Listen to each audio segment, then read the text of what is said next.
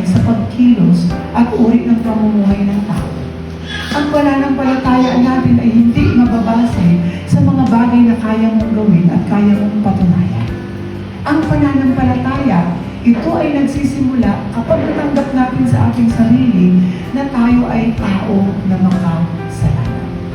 Nagsisimula ang pananampalataya kapag sinubukan na nating tumuon doon sa kaisa-isang kayang tumbasan ang ating pagkakasala.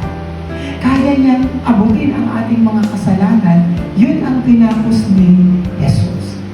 Kaya kahit sabihin natin na matagal na tayong Christian, every day, we are to commit mistake at hindi magbabago yun.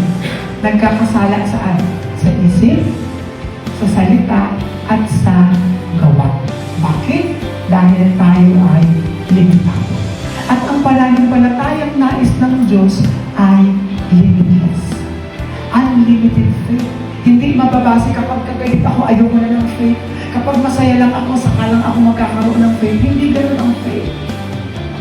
Ang faith na ibinibigay ng Diyos ay hindi nababalik ng kahit anong pagkakamali.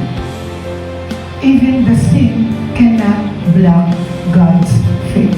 Tandaan natin yun. Walang kasalanan ang makababali ng pananampalatayang ibinigay ng Diyos sa amin sa pamamagitan ni Jesus.